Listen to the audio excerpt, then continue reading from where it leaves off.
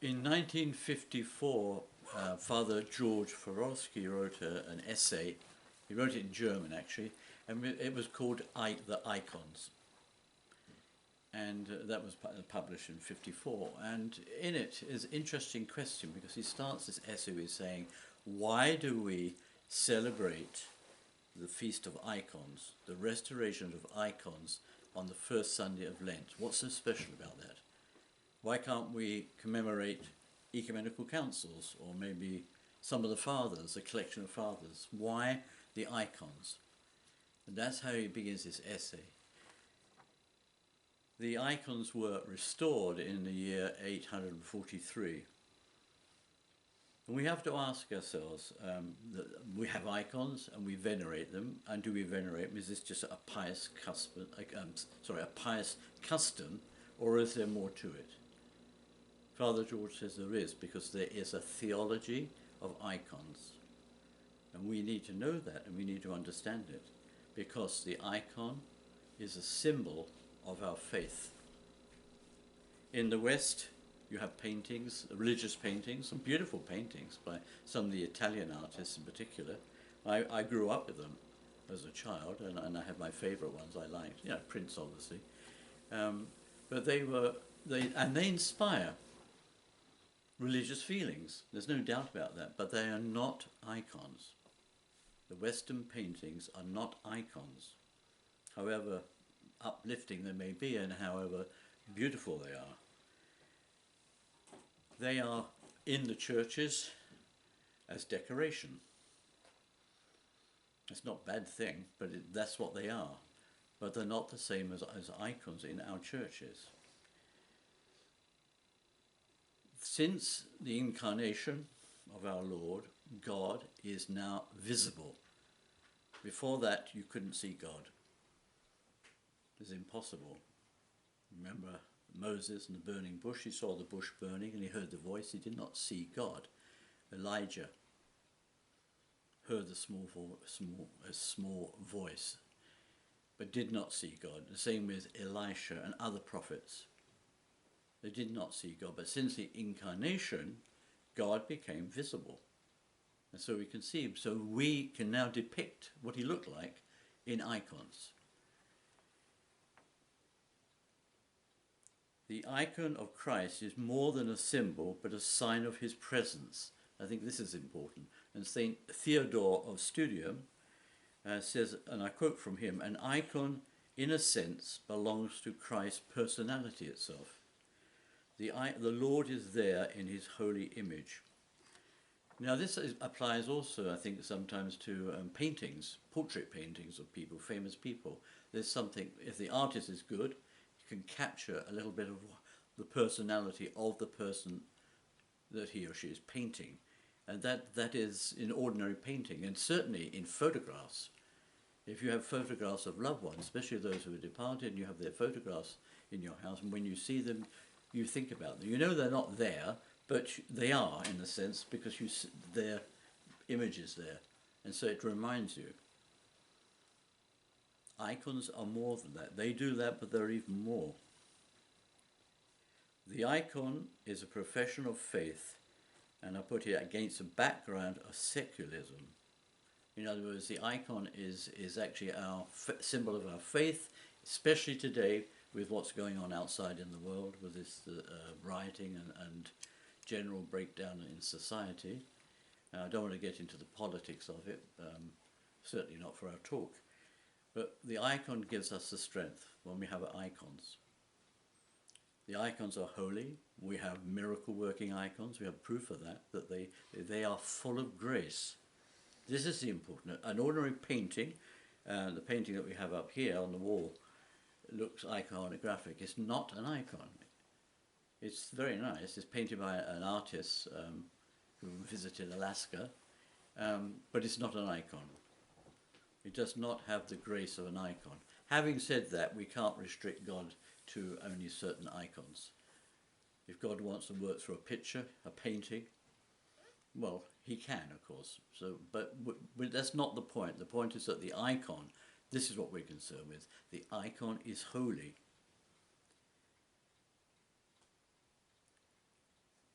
Father George goes on in his essay to say that, and I quote, the decay of icon painting was a symptom of a weakening of faith. The art of the icon is not neutral, it's not a neutral matter. It appertains to faith. In other words, iconography in the West has deteriorated from its original Byzantine. Not just in the West, actually, it was anywhere of the Western influence in Russia. I'm not singling out Russia in particular, but excuse me. The icon then became naturalistic. So you have icons that look like photographs. They may be very well painted, and the person who painted them is a very great artist, but it's not.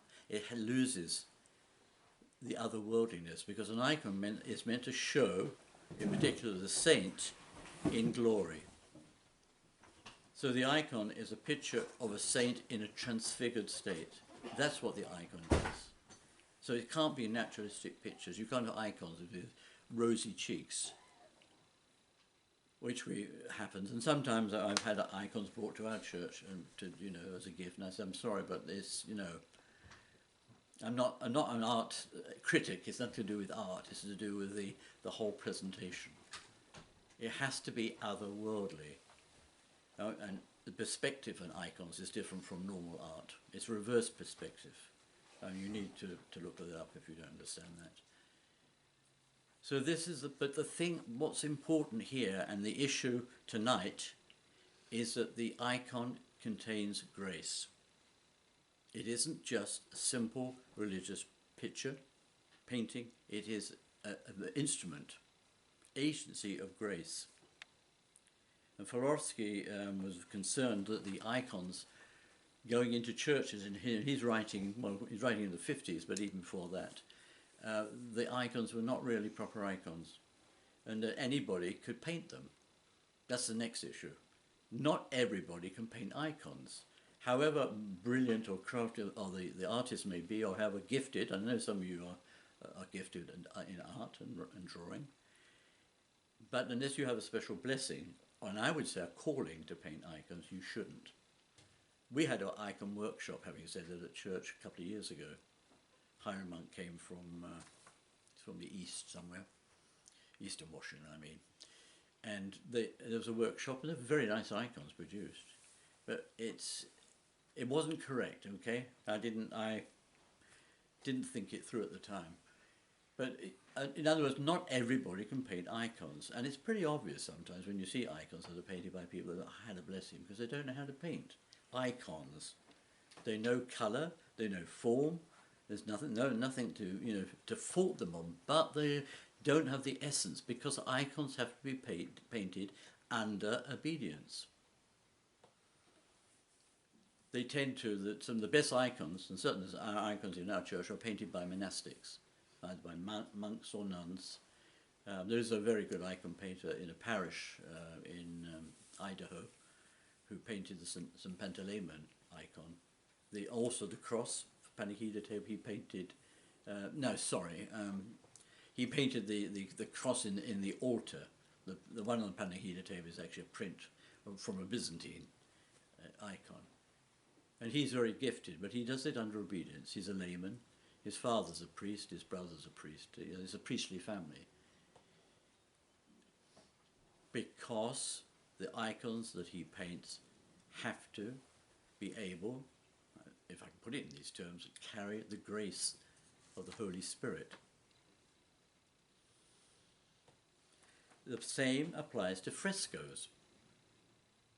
The frescoes that are painted on the walls, we don't have them ourselves, and the beautiful frescoes at the Romanian church. If you haven't seen them, you should. They're beautiful actually. They are full of grace. They have power because they represent the saints, and because they represent the saints are there. They are invisible to us. We don't see them. Some people do. Saint Seraphim saw the saints and angels. Saint Iakovos of Evia, this is more contemporary in Greece, served with angels all the time and saw them. So they had meaning in that sense. But they're invisible to us, but they are present. In other words, they're holy. They're not just pictures on the wall to educate us. Somebody told me, oh, they're there to, especially for children, so they can learn about the Bible. That's not what they're there for. Yes, you could learn from them, of course you could. And nobody's saying you couldn't, but that's not why they're there. And I think it was in the 80s, I went to Eastern Turkey, and I stayed there with family. And they took me, went to Caesarea, which is Kayseri in Turkish. That's the old Caesarea, where St. Basil the Great had his monasteries. There were several. And they took me to Cappadocia, the rock churches. They're beautiful. They're natural caves. And so they put churches in the caves, and there are various levels. And they were painted with frescoes. Now, during the iconoclastic period, which is important to know about, is that they banished icons. They destroyed icons. In this particular area, or where these churches are, rock churches, they covered them with whitewash. They painted white paint over them. Well, little did they know, or maybe they did, somebody knew, but it preserved them. So I go and visit these churches, and there's a lot of whitewash things, and they put little crosses up. That's about the only thing. And then I went into one cave, and there was a beautiful fresco.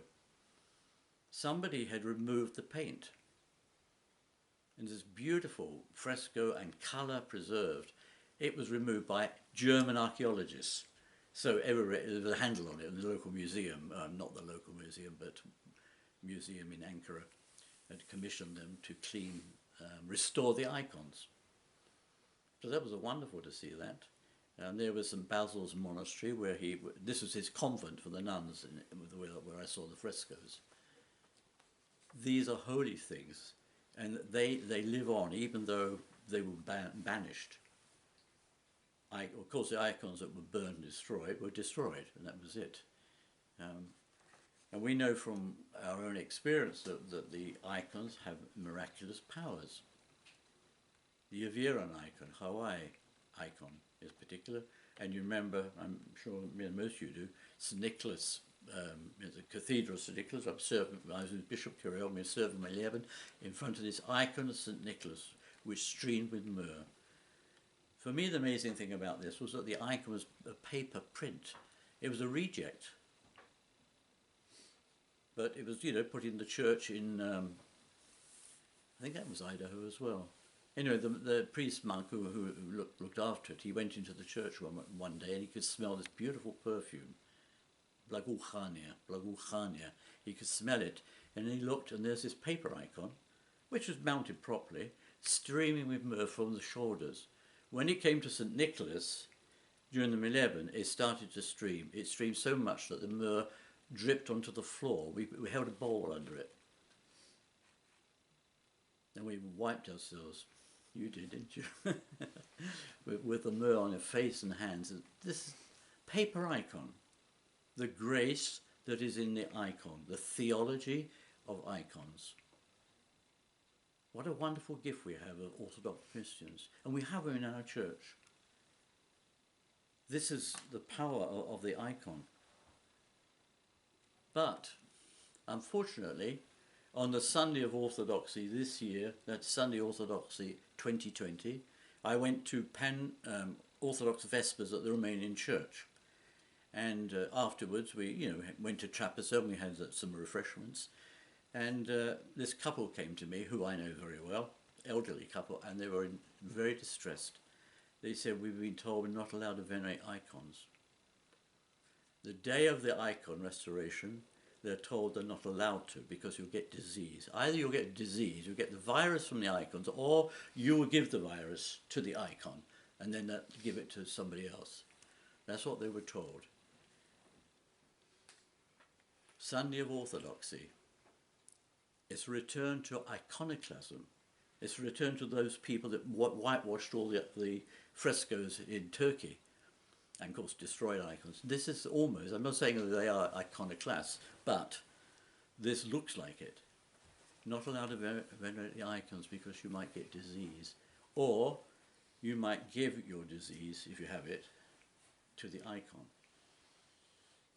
I discovered later that this went even further, that you should not kiss the cross.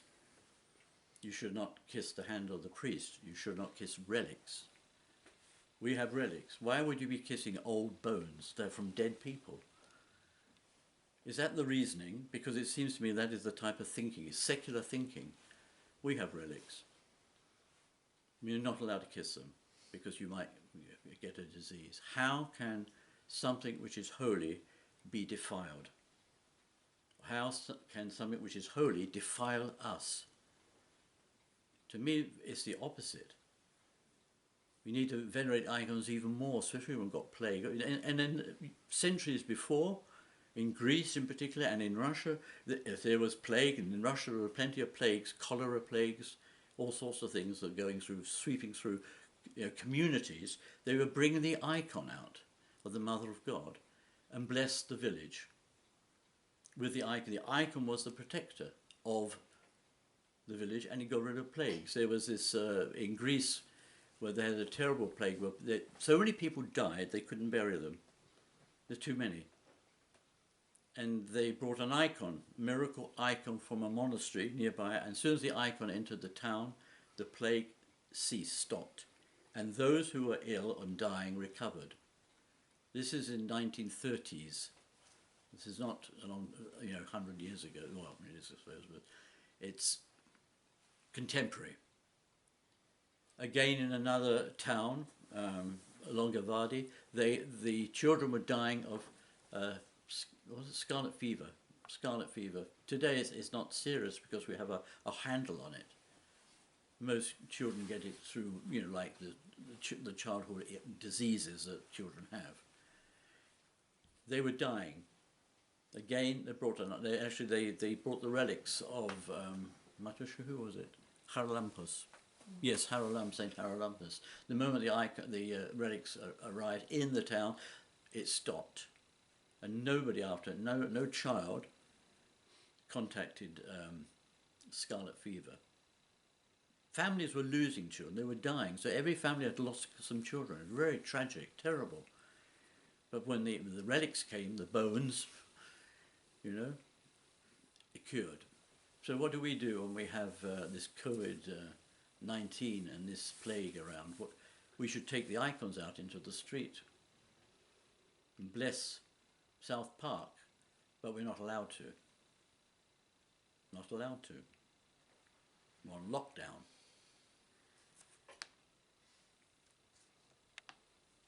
When we venerate an icon, we receive grace.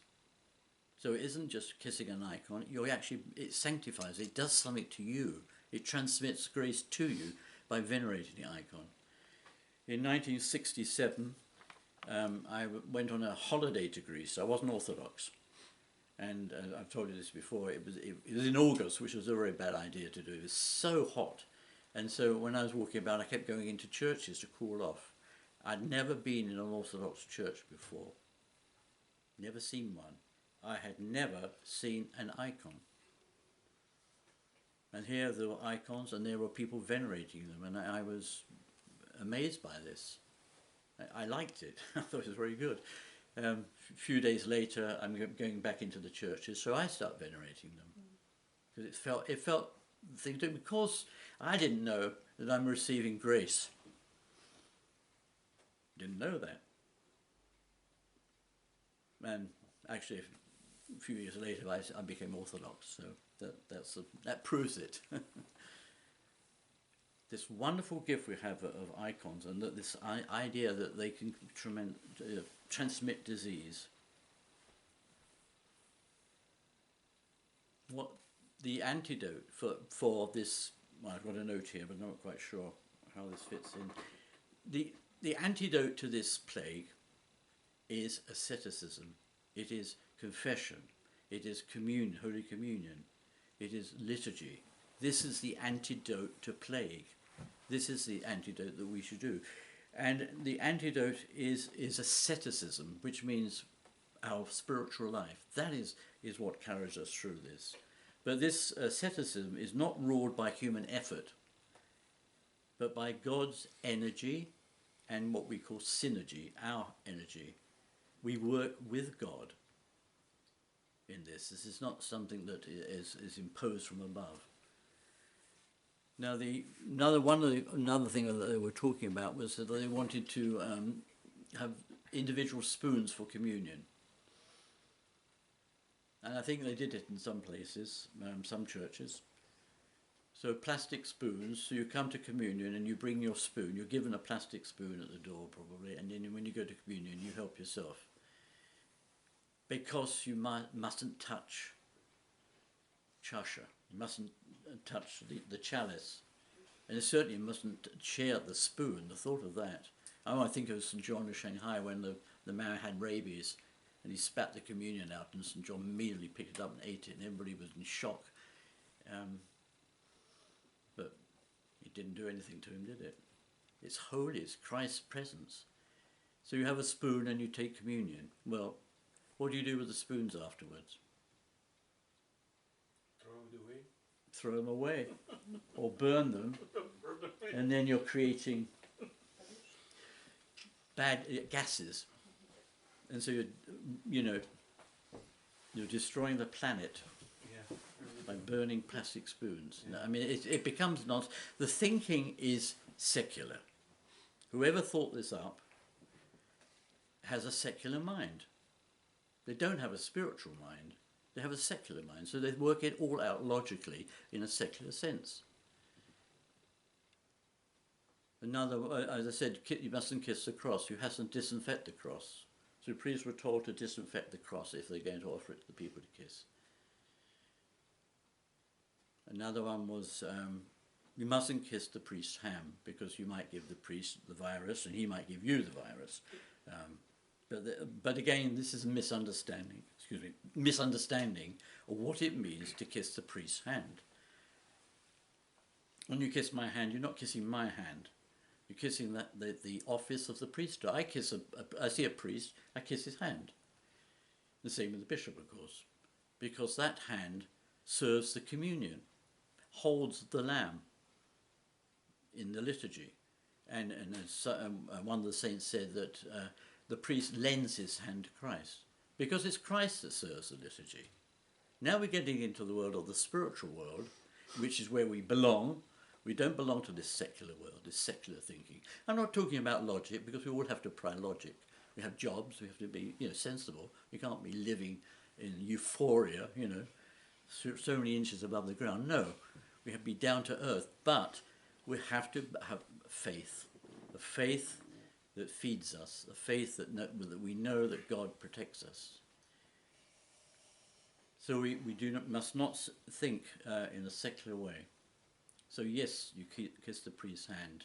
And I think I mentioned this before, that I had a battle about this with younger priests who would not allow me to kiss their hands, under the misunderstanding that I'm senior. And I thought, oh yes, well I must be more holy then, and than them, because I it doesn't bother me.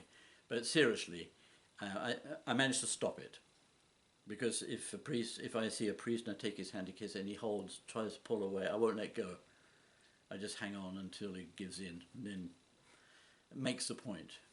I mean, that's a rather bizarre example, but it's a misunderstanding. I don't think you have that I'm sure you do. I know you don't, actually. You're serious, and we are in difficult times, and we have to, close ranks is what I would say, close ranks. But we must not see ourselves as elitist, better than some other parish that does something differently or whatever. No. But we must defend the faith, because the faith will defend us.